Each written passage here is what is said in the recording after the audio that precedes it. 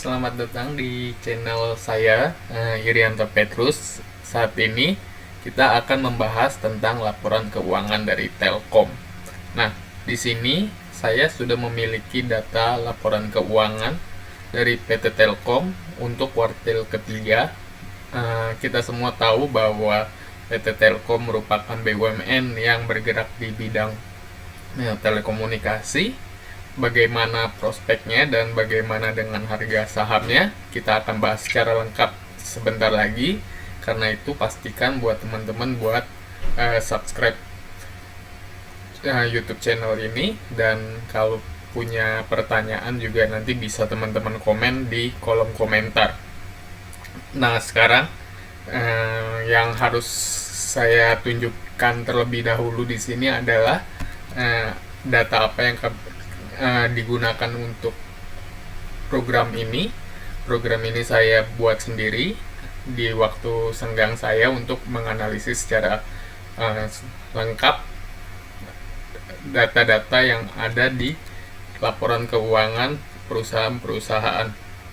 Karena baru keluar ya untuk kuartil ketiga, kita masukkan di sini beberapa data yang saya gunakan adalah data untuk tiap kuartil. Jadi data laporan keuangan untuk tiap 3 bulan, hingga data yang paling terakhir adalah pada bulan September 2020. Kemudian di sini ada juga untuk data tiap kuartil yang sama. Di sini untuk tiap September pada tahun-tahun ke belakang. Kemudian dan yang terakhir yang saya ingin tunjukkan adalah kita akan menggunakan data dari laporan keuangan tahunan, dari annual report dari Telkom sendiri. Mari kita lihat bagaimana sih performa keuntungan Telkom dan juga kesehatan keuangan dari perusahaannya. Nah, di sini kita akan lihat pertama-tama adalah total equity dibandingkan total debt. Nah, kita lihat di sini yang bisa kita lihat bahwa jumlahnya cukup konstan, cukup stabil antara debt dan equity setiap tahunnya. Namun kita lihat di sini, kalau kita tahu ya persamaannya, total debt ditambah total equity adalah total aset. Kita lihat untuk kuartil ketiga tahun ini jumlahnya agak sedikit turun dibandingkan di bulan Juli aset dari Telkom ini. Kita akan lihat kenapa hal ini bisa terjadi. Berikutnya ini kita akan bahas mengenai revenue-nya ya. Revenue growth-nya ini di sini cukup turun, sehingga yang paling terakhir ini untuk tahunan ya. Untuk tahunan revenue-nya cukup turun. Nah, di sini ada juga grafik yang mau saya tunjukin. Nah, untuk aset pada kuartil yang sama. Untuk aset pada kuartil yang sama, kita dapat melihat bahwa terjadi peningkatan jumlah aset dari PT Telkom. Ini cukup menarik sih. Ini artinya Telkom memiliki aset yang semakin bertumbuh, tapi kita lihat sumber asetnya itu dari utang atau dari equity. Nah, kita akan lihat di sini equity-nya cukup bertumbuh, jadi di sisi lain juga performa utangnya juga cukup bertumbuh, jadi cukup seimbang ya.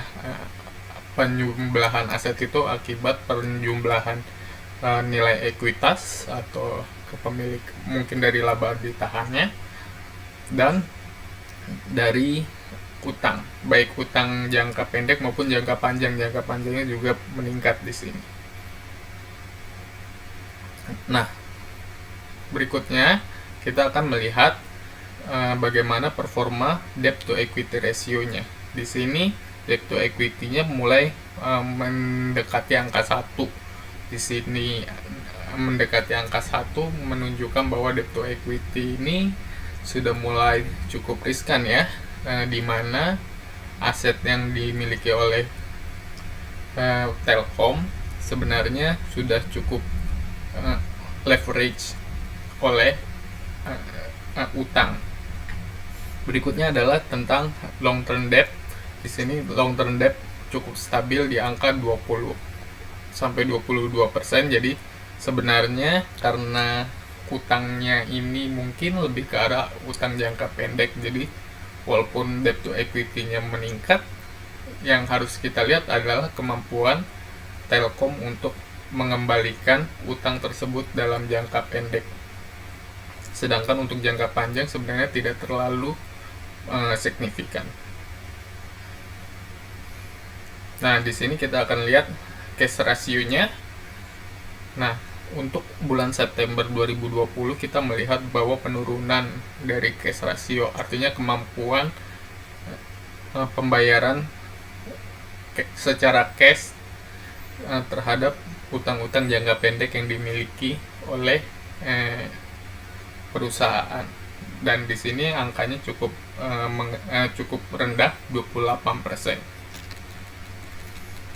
Nah, tapi angka ini juga harus dibandingkan dengan perusahaan lain yang ada di sektor telekomunikasi yang menjadi pesaingnya PT Telkom sendiri.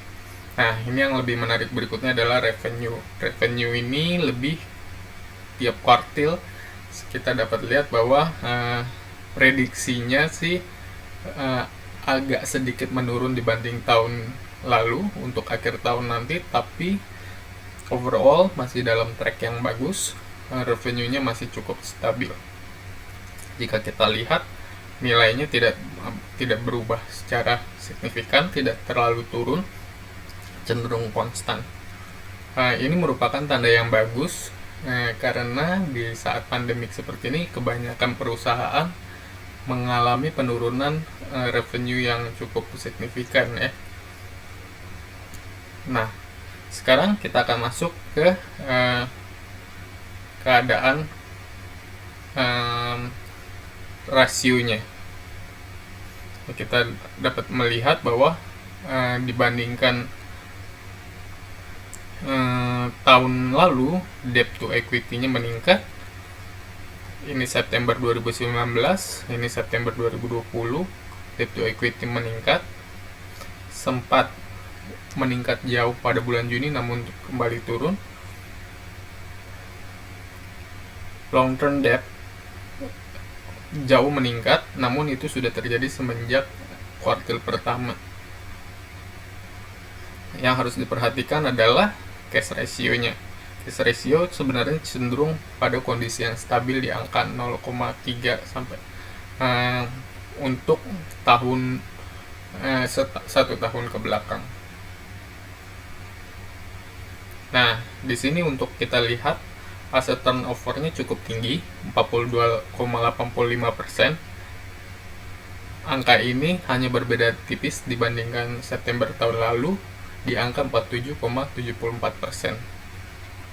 Sedangkan untuk revenue seperti yang kita bilang tadi, angkanya tidak terlalu berubah jauh. Angkanya hanya berkurang sedikit. Nah, yang harus diperhatikan adalah bunga yang dimiliki oleh perusahaan dibandingkan dengan keuntungan perusahaan yang perusahaan hasilkan. Nilainya di angka 9,55 meskipun angkanya turun dibandingkan tahun lalu, September tahun lalu.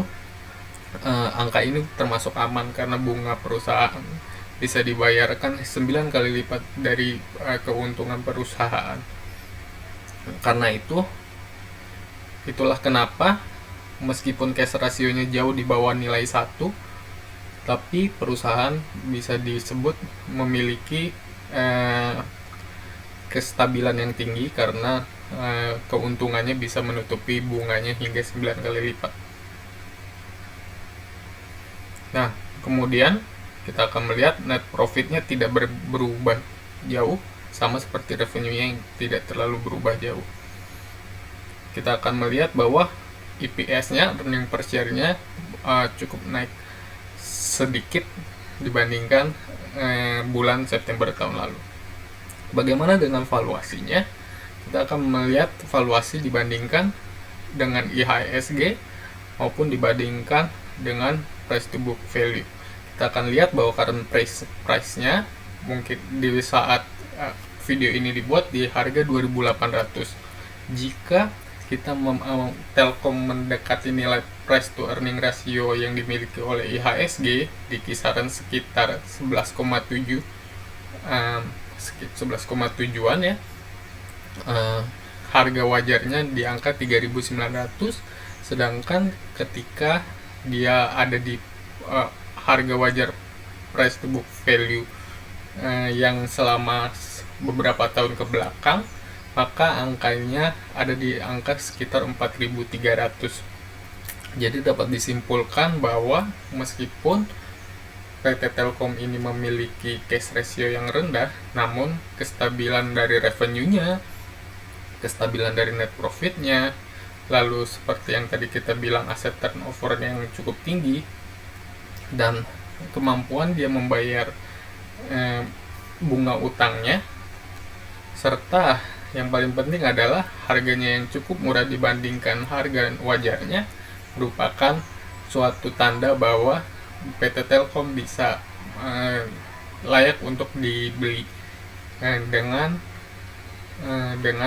batasan nilai yang seperti yang disebutkan tadi di angka di bawah 3.900 atau di bawah 4.300. Nah, ini adalah opini yang saya berikan berdasarkan data-data. Silakan kalau ada yang teman-teman punya opini lain dan punya request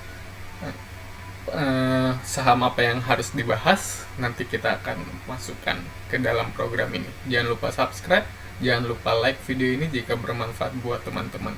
Saya Irianto Petrus Binsardo, dadah.